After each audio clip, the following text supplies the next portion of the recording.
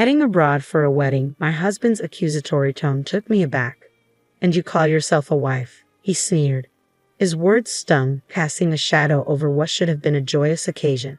It's not a vacation, I retorted, attempting to explain. I'm attending a wedding ceremony. But my explanation only seemed to enrage him further. Shut up, he snapped. You're married. You shouldn't leave the house. Do you want to get a divorce? The person I once knew as my gentlemanly husband had transformed into someone unrecognizable. Being bored even from celebrating with my best friend felt suffocating, like being enslaved. I reached my breaking point. Look forward to it, okay? I fired back, my frustration boiling over. I'll send you straight to hell in no time. My name is Emily, 29 years old. 2 years ago, I took a leap of faith, leveraging my experience from working part-time during my student days to become an independent entrepreneur. Despite the initial struggles of starting my online boutique, my boyfriend Nick's unwavering support kept me going. He believed in my dreams, even when I doubted myself. You'll be fine, he'd reassure me with a smile. Even if things are hard now, there will surely come a time when you'll succeed. Nick's encouragement became my lifeline, propelling me forward through every setback. I want to support you, Emily, he'd say, his faith in me unwavering. Let's try a little harder together. With Nick by my side, I found the strength to persevere. So, despite the challenges, I made the decision to continue running my shop, knowing that with Nick's support, anything was possible. I fully utilized social media networks, SNS, to market my business in the gaming niche, which resulted in a significant boost in online exposure. Thanks to this strategy, I witnessed a remarkable increase in the number of customers. My target demographic spans a wide age range, ensuring a large user base for my business. Since everything operates online, I'm spared the costs of rent and labor. This setup allows me to manage my business seamlessly alongside household chores without feeling overwhelmed. With stability achieved, I now enjoy a decent income. However, amidst the success, one thing troubles me deeply: my husband's growing indifference towards me.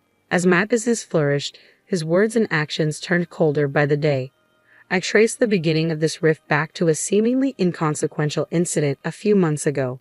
Upon reaching my sales target for the previous month, I was elated. I rushed to share the news with my husband, Nick, who had just returned from work. Nick, listen, I began excitedly. What's the rush? You seem worked up, he replied. I did it. I hit my sales target for last month. You set quite a high goal, he remarked casually. Yes, we've been close for a while, but I finally achieved it last month. I couldn't have done it without your support. Thank you, I expressed gratefully. Ah, good for you, Nick responded, his tone indifferent. I'm tired today. I'm going to take a shower and head to bed. With that, he left his bag on the sofa and retreated to bed without even touching the dinner I had prepared. I had anticipated his reaction given how supportive he had always been. So when I excitedly shared the news of reaching my sales target, I expected him to share in my joy. Yet his response was lukewarm at best. Was he simply tired? I wondered. I had hoped for a celebratory moment between us, making his subdued reaction all the more surprising. Despite my disappointment, I couldn't compel my weary husband to feign happiness. As days passed, his demeanor towards me cooled gradually. Initially, I brushed it off as fatigue or a passing mood, but as weeks turned into a pattern of indifference, I grew uneasy. Soon, his disdain became palpable.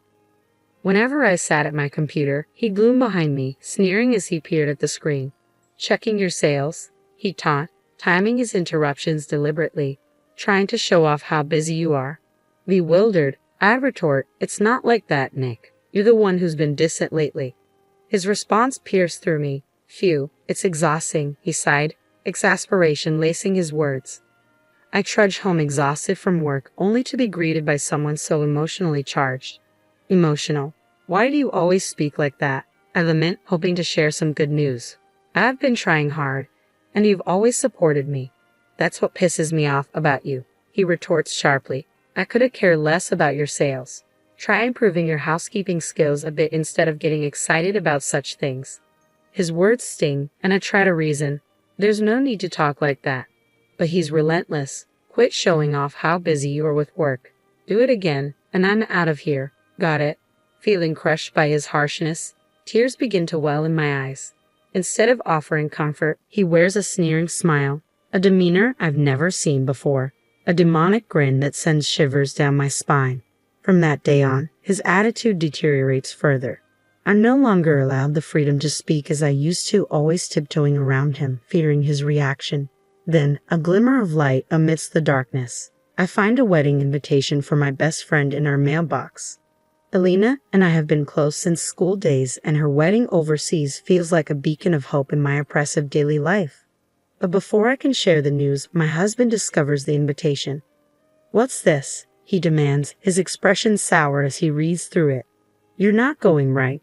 "Of course I'm going," I assert, determined. With a devilish look, he slams his hand on the table. "You are not," he growls, his voice ominous. I'm taken aback by his words I've never heard before. "You've got to be kidding me," I manage to utter, stunned. "While I'm working my butt off day in, day out, you're just lounging around at home on the computer. And you're planning on skipping housework again just because of a wedding." "No, you've got it all wrong," I protest. "That's not it. I just want to attend Elena's wedding." "Shut up," he snaps, his tone cutting. "We're married. You shouldn't leave the house. Do you want to get a divorce?" The casual threat of divorce leaves me frozen in place. He continues his tirade mercilessly. "I feel bad for your best friend, too, if you're only using her wedding as an excuse to leave home and not to celebrate her marriage." "What are you saying?" I interject, frustration mounting.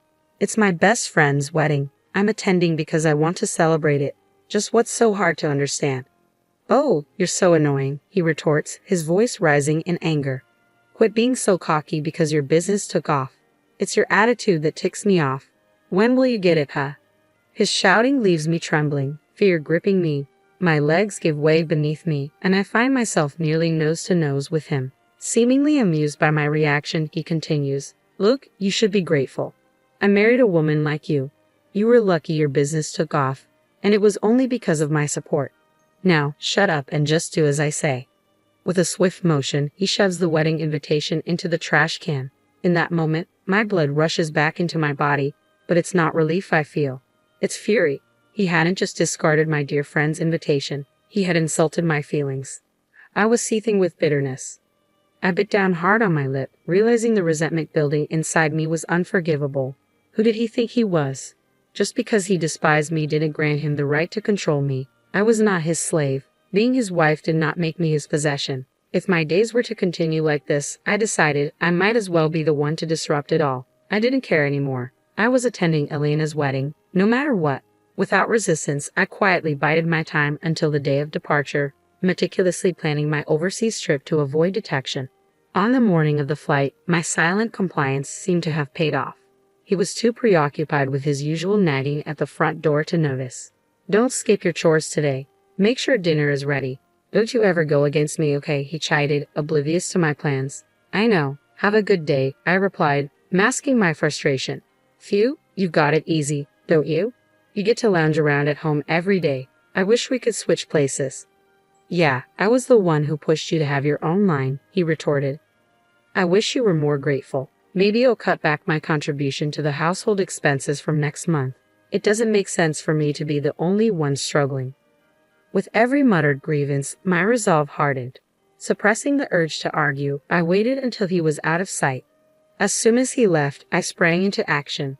Grabbing the suitcase I had prepared, I called a cab and headed straight for the airport, leaving behind the suffocating confines of home.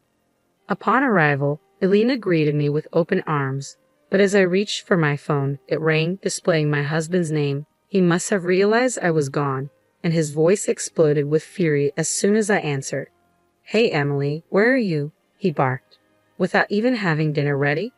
"I'm at Elena's wedding," I replied firmly. "What wedding?" he sneered. "I told you not to go. You broke your promise," he accuses, his voice sharp with anger. "I never said I wouldn't go. I also don't remember making such a promise," I retort calmly. "Don't mess with me. I've disciplined you over and over not to leave home. You're my wife, after all," he asserts. "Disciplined? What are you talking about? That's just you forcing me to put up with your selfish expectations," I counter, my defiance evident. Perhaps angered by my refusal to yield, he explodes. "That's it. We're getting a divorce. Look, if you don't want that, come back home now. Got it?" Without waiting for my response, he abruptly ends the call. But his ultimatum doesn't sway me. My mind is already made up. After my best friend's wedding, I spend a day sightseeing before returning home. I plan to have a talk with my husband, but he's nowhere to be found. Instead, I find divorce papers on the table, already signed. And that's not all. My work computer lies in ruins, smashed to pieces. It's a deliberate statement, a final act of retaliation, but there's no love left between us. I signed the divorce papers without hesitation, packing my things into my suitcase once again. With the papers in hand, I head to my parents' house. En route, I stop by the city hall and submit the divorce papers, sealing the end of our marriage. When I reached my parents' house, I laid out the whole ordeal for them. Initially surprised, their expressions hardened as they listened. If Nick had been there, my father would have surely taken action. As I settled into my childhood home, which I hadn't visited in ages, my phone rang. It was a call from my husband. I hadn't expected to hear from him so soon. Without hesitation, I answered, "Hello. It's been a while, Emily. You're back in the country, huh?" he remarked casually. "I got back today." "So what?" I replied tersely. "You're cold, huh? Oh, maybe you're shocked that I filed for divorce, huh?" he continued, his tone condescending even over the phone. "Relax, I'm not serious either. I just wanted you to reflect on yourself, so I gave you a little scare." "Reflect on myself? What for?" I retorted. "You went abroad without my permission and had the time of your life," he accused. "Attending Elena's wedding doesn't justify it." "So you're persistent. That's what you mean by having the time of your life? Leaving your husband behind, abandoning your housework, and going on an overseas trip? You're disqualified as a wife, you little chicken," he taunted. "Enough already. Who do you think you are? Just because we're married, just because you're my husband, you think you have the right to control everything." I shot back, my frustration boiling over. "I've had enough, Emily." "Enough is enough," he'd exploded, his frustration palpable. "In the end, you just can't stand that I'm successful at work, right? You don't like having a wife who earns more than you. You're such a deadbeat.